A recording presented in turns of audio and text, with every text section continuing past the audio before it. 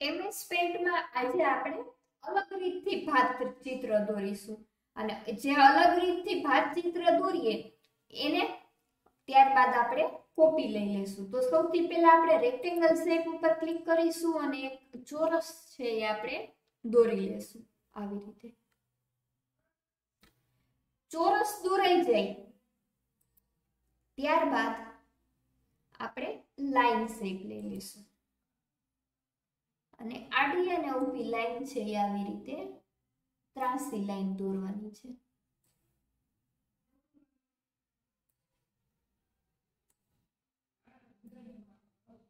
આવી રીતે આટલી લાઈન દોરાઈ જાય ત્યારબાદ આપણે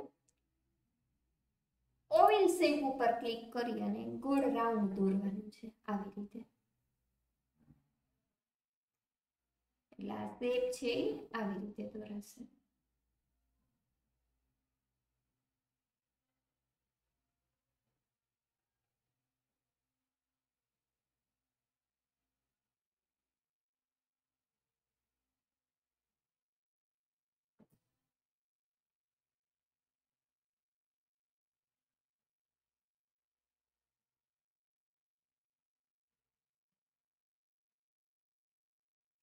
ત્યારબાદ ફરીથી બીજું ગોળ લઈ લઈએ, એને પણ આવી રીતે ડ્રો કરી લઈએ।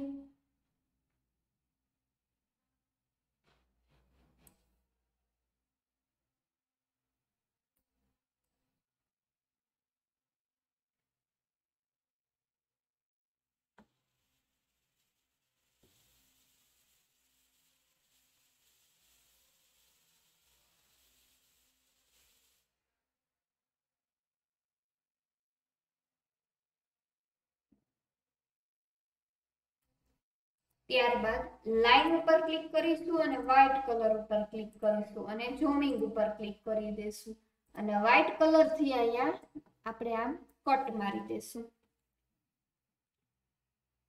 આડું અને ઊભું કટ મારવાનું છે।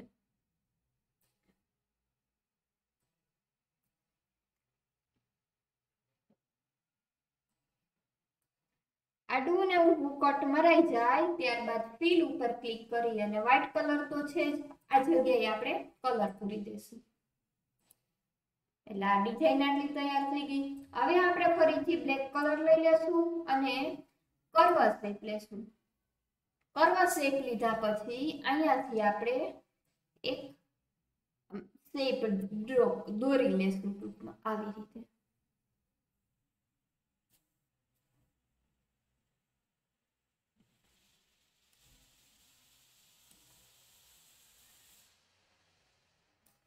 બીજો શેપ લઈ લેશું, એને પણ આવી રીતે દોરી લેશું।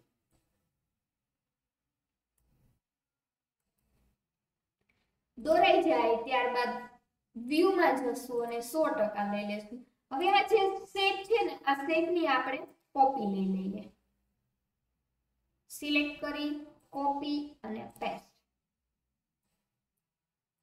પેસ્ટ તૈયાર થઈ ગયું। અહીંયા સિલેક્ટ ઉપર ક્લિક કરી અને ટ્રાન્સપરન્ટ સિલેક્શન આપી દેશું।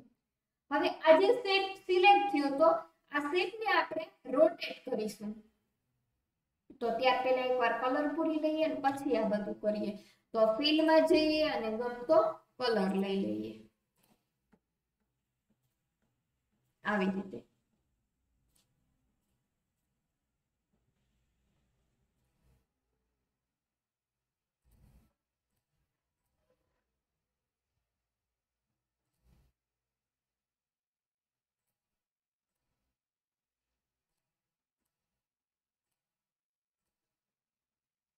ત્યારબાદ હવે આપણે આ શેપની કોપી લેશું।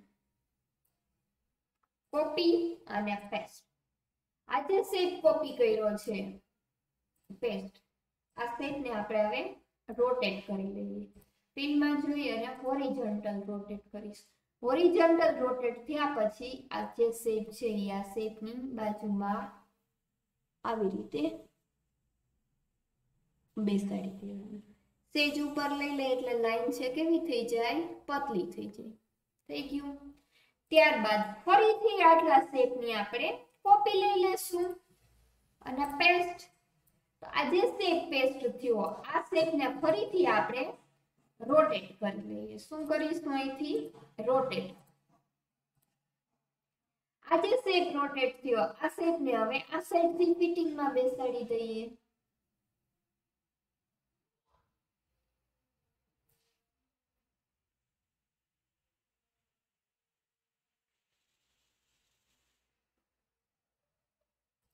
તો અહીં આપણું જે ભાત ચિત્ર છે આખી આપણી જે ભાત બનાવવાની છે તે ભાત છે એ તૈયાર થઈ ગઈ છે. જુઓ. Thank you.